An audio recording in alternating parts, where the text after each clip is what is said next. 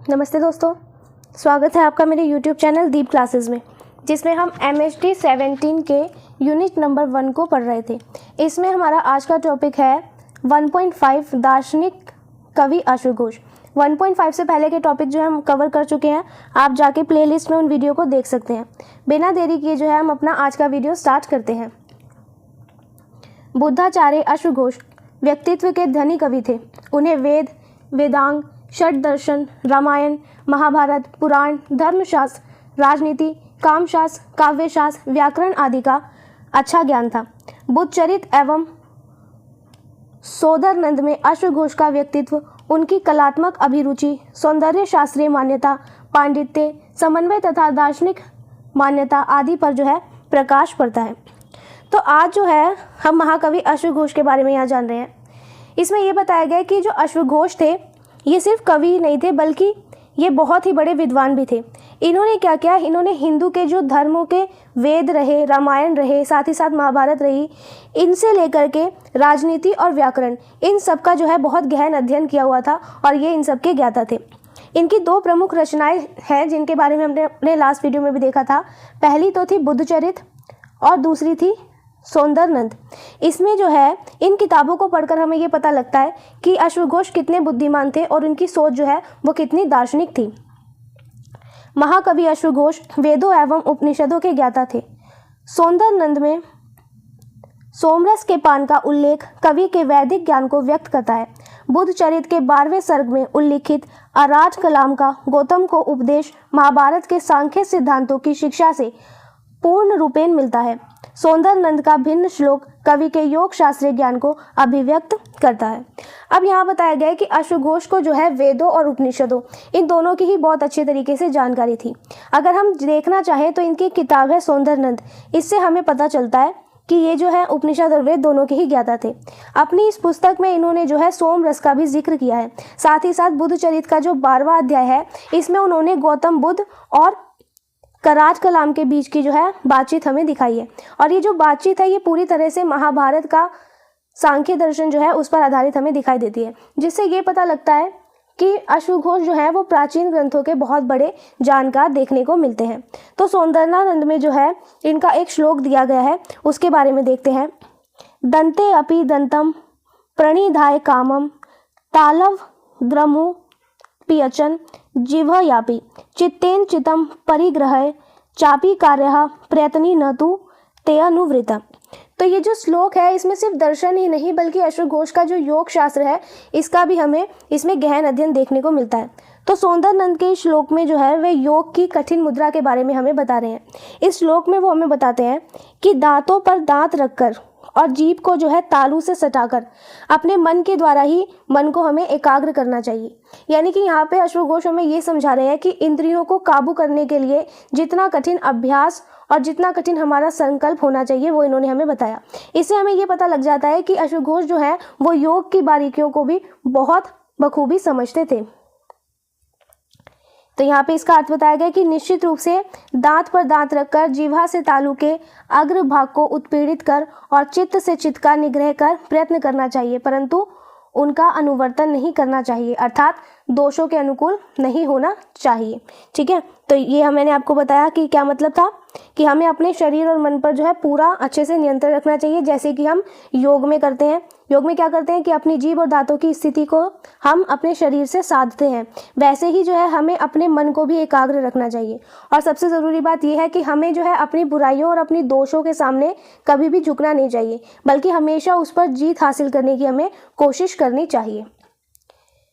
महाकवि अश्वघोष पौराणिक ज्ञान के भी पंडित थे। बुद्धचरित और सौंदरनंद में अनेक ऐसे कथानकों का वर्णन है जिससे उनके पौराणिक ज्ञान पर प्रकाश पड़ता है। स्वर्ग, इंद्र, यताति, नहुष, रंतिदेव, ऋष्यभृंग, गौतम, परशुराम, विश्वामित्र, पाराशर आदि के चित्रण पौराणिक है। तो यहाँ पे हमें बताया गया कि अश्वघोष को जो है हमारे पुराणों और प्राचीन कहानियों की भी बहुत जानकारी थी। इनकी कुछ रचनाएं हैं जैसे बुद्धचरित और सौंदरनंद। इसमें उन्होंने क्या किया, इसमें इन्होंने इंद्र, फिर राजा ययाति, परशुराम और विश्वामित्र, इन सब महान पौराणिक पात्रों का जो है जिक्र किया है इन्होंने अपनी रचनाओं में। और इन पात्रों के उदाहरण देकर अश्वघोष ने क्या किया, अपनी बात को और भी प्रभावशाली बनाया है, जो हमें ये दिखाता है कि भारतीय संस्कृति और इतिहास में जो है कितने बड़े विद्वान अश्वघोष थे। अश्वघोष के तार्किक चिंतन की पद्धति सामाजिक जीवन के अनुभव पर आधारित है, अतः पौराणिक कथाओं की समाज सापेक्ष चरितार्थता की खोज की जानी चाहिए। तो अश्वघोष की जो है सबसे बड़ी खास बात यहाँ पर यह दिखाई गई कि अश्वघोष सिर्फ किताबी बातें नहीं करते थे, बल्कि क्या था, उनके सोचने का जो तरीका था वो समाज और जीवन के असली अनुभवों पर हमें टिका हुआ दिखाई देता है। ये जो है पुरानी कहानियों को समाज के नज़रिए से देखते थे ताकि लोग उनसे कुछ सीख सके।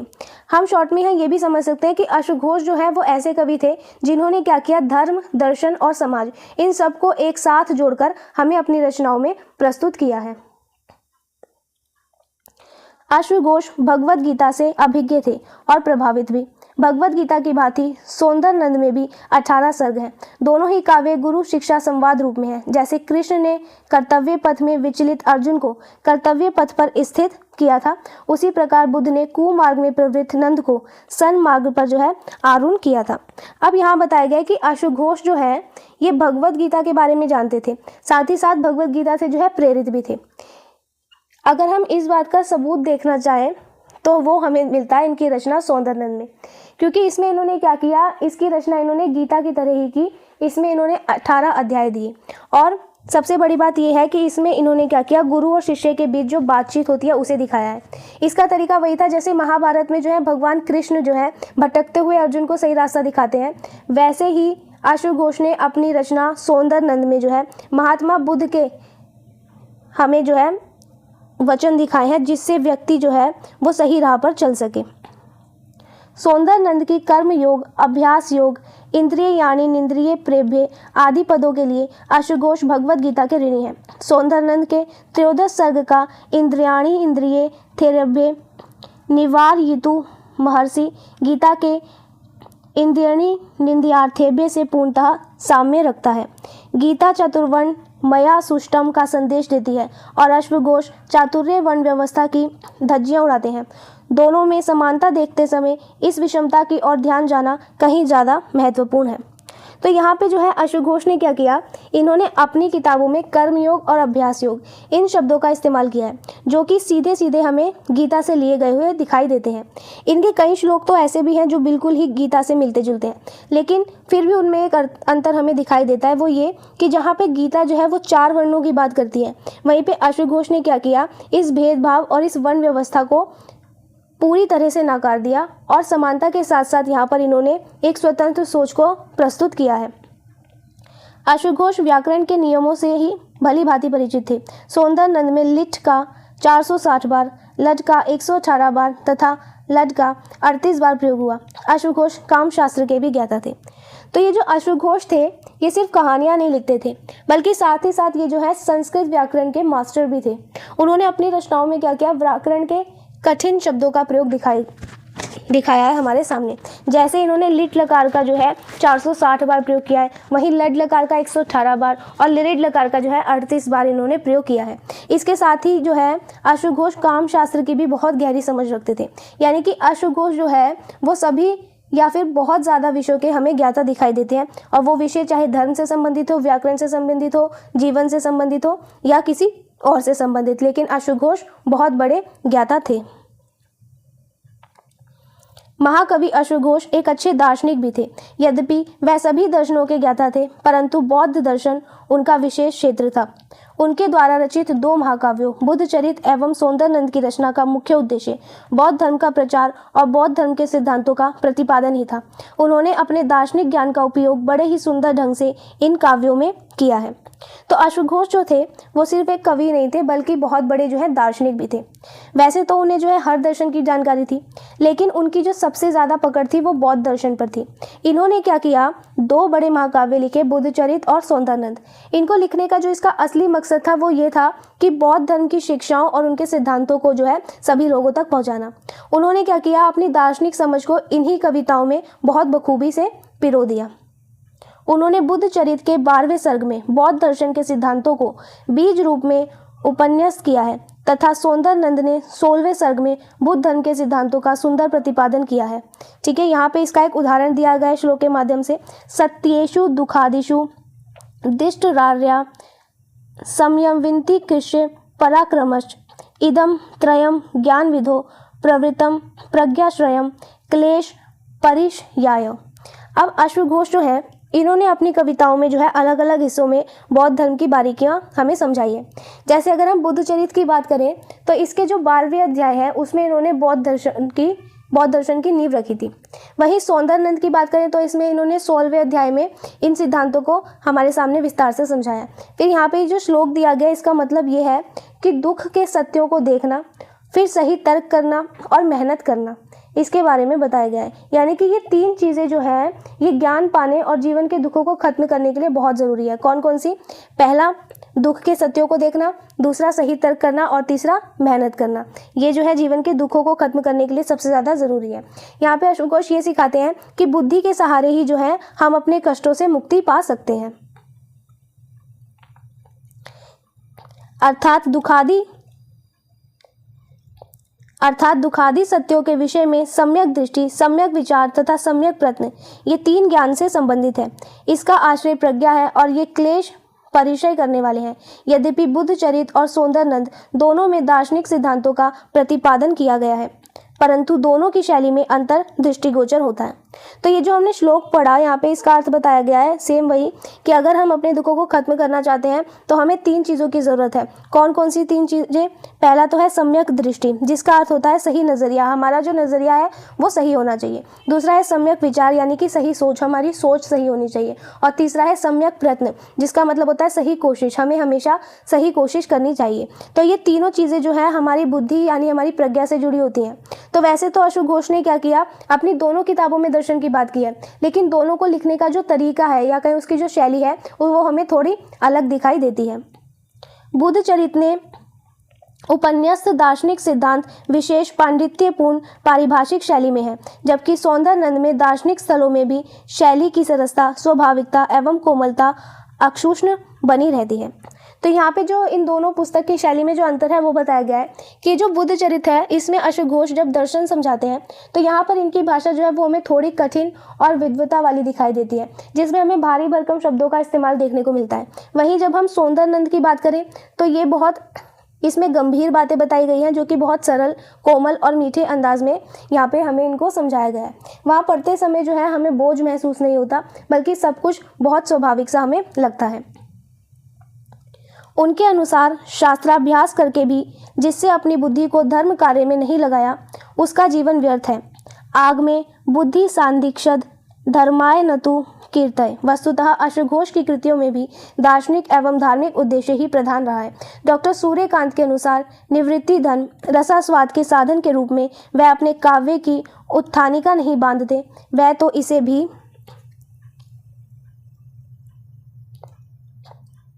ज्ञान का रुचिकर साधन मानकर आगे बढ़ते हैं। अश्वघोष की दृष्टि में सधर्म प्रवर्तन ही जीवन का एवं जीवन के क्रियाकलाप का, जिसमें काव्य भी सम्मिलित है, परमोत्कृष्ट लक्ष्य है। ठीक है, तो इसे हम समझते हैं।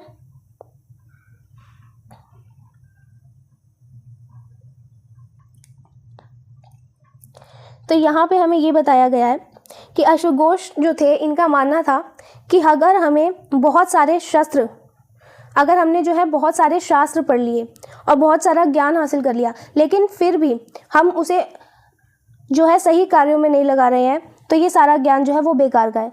आगे वो ये भी कहते हैं कि जो पढ़ाई है वो सिर्फ नाम कमाने के लिए नहीं, बल्कि सही आचरण के लिए पढ़ाई होनी चाहिए। और इनकी जो रचनाएं हैं इसका मुख्य उद्देश्य यही था कि वह लोगों को सही रास्ते और धर्म से जोड़ सके। यहाँ पर एक विद्वान हुए डॉक्टर सूर्यकांत, इनका ऐसा कहना था कि अश्वघोष ने जो है अपनी कविताएं सिर्फ मनोरंजन के लिए नहीं लिखी, बल्कि उनका जो मकसद था वो मनोरंजन से भी कहीं ऊपर का था। आगे उन्होंने बताया कि अश्वघोष जो है वो कविताएं सिर्फ मनोरंजन के लिए नहीं बल्कि ज्ञान देने के लिए इसका प्रयोग करते थे। जीवन के हर काम का जो सबसे बड़ा लक्ष्य है वो सधर्म यानी कि धर्म की राह पर चलना और दूसरों को चलाना, वह इनकी कविताओं के जरिए हमें इस लक्ष्य को पाने में जो है मदद करते थे। आगे देखें, महाकवि अश्वघोष काव्य शास्त्र के भी अच्छे ज्ञाता थे। बुद्ध चरित और सौंदरनंद में जहाँ उन्होंने महाकाव्य नियमों का पालन किया है, वहीं शारिपुत्र प्रकरण में रूपक के एक भेद प्रकरण के नियमों का पालन किया है। तो अश्वघोष जो है, इनको काव्य लिखने के नियम यानी कि काव्य शास्त्र की भी अच्छी समझ थी। इन्होंने अपनी जो इनकी किताबें रही उसको बिल्कुल वैसे ही लिखा जैसे कि महाकाव्य लिखा जाना चाहिए। इसके अलावा इनकी जो रचना है उसमें एक शारिपुत्र प्रकरण भी आती है। इसमें इन्होंने क्या किया, नाटक के एक खास प्रकार जिसे कि प्रकरण कहते हैं उसके सभी नियमों का बहुत बखूबी पालन किया है। अश्वघोष काव्य के संबंध में ना तो कालिदास के समान शुद्ध रसवादी हैं और ना ही भारवी आदि के समान चमत्कारीवादी या कलावादी है। उनका कलात्मक दृष्टिकोण निश्चित रूप से प्रचारवादी या उपदेशवादी प्रतीत होता है और उनके काव्य का उद्देश्य परम शांति की प्राप्ति है, जैसा कि सौंदरनंद में उन्होंने स्वयं कहा है। अब अगर जो है हम अश्वघोष की तुलना दूसरे कवियों से करें तो अश्वघोष जो है वो कालिदास की तरह सिर्फ रसों में डूबे नहीं रहते थे, ना ही भारवी की तरह जो है इनकी रचनाओं में हमें शब्दों का चमत्कार दिखाई देता है, बल्कि इनका जो तरीका है वो कालिदास, भारवी तथा अन्य विद्वानों से बिल्कुल अलग है।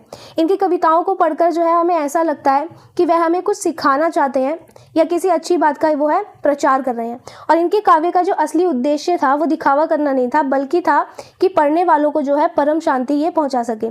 इन्होंने क्या किया, इन्होंने अपनी किताब सौंदरनंद में इस बात को खुद स्वीकार किया है और इसको स्वीकार करते हुए उन्होंने लिखा, इत्येषा व्युपशांतये न रतये मोक्षार्थ गर्भा कतिः शोभनाम ग्रहणात् मन्ये मनसाम काव्योपचाशत् कृता यन्मोक्षात् कृत मन्वेदव हि मया तत्काव्य धर्मात् कृतं पातुं तिक्तविवोषधं मधुयुतं हृदयं कथम स्यादिति। ठीक है, यहाँ पे इन्होंने इसका अर्थ भी दिया है कि मोक्ष धर्म की व्याख्या से परिपूर्ण यह कृति शांति प्रदान करने के लिए है, ना कि आनंद के लिए। अन्य मनसक श्रोताओं को आकृष्ट करने के लिए काव्य शैली में रची गई है। इसमें मैंने मोक्ष के धर्म से भिन्न जो काव्य धर्म के अनुसार कहा है, और वह क्यों, इसलिए जिससे कि मधु मिश्रित तिक्त औषधि के समान इसे पीने योग्य सरस बनाया जा सके। तो ये अश्वघोष जो है, इन्होंने खुद अपनी रचनाओं के अंत में ये लिखा था कि उन्होंने ये काव्य क्यों लिखा है। इसके बारे में उन्होंने बताया कि वह कहते हैं कि ये जो कृति है, ये जो काव्य है, ये मैंने मोक्ष और शांति के लिए लिखा है, ना कि किसी के मनोरंजन के लिए। उन्होंने इसे कविता के रूप में इसलिए लिखा ताकि जो लोग हैं वो सीधे तौर पर धर्म की जो कठिन बातें हैं उन्हें सुन सके, उन्हें जान सके, फिर वो उनकी तरफ खींचे चले आए और इसे जो है आसानी से समझकर अपने जीवन में उतारें।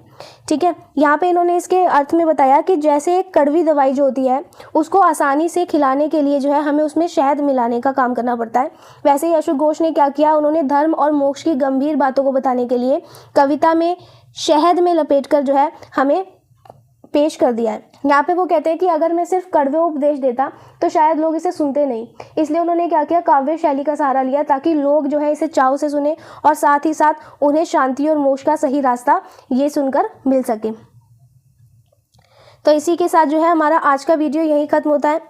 अब मिलते हैं हम अपने नेक्स्ट वीडियो में, जिसमें हम इससे आगे के टॉपिक को कवर करेंगे। तब तक के लिए वीडियो पसंद आया हो तो वीडियो को लाइक एंड शेयर ज़रूर करें, चैनल को सब्सक्राइब करना बिल्कुल ना भूलें। Thank you.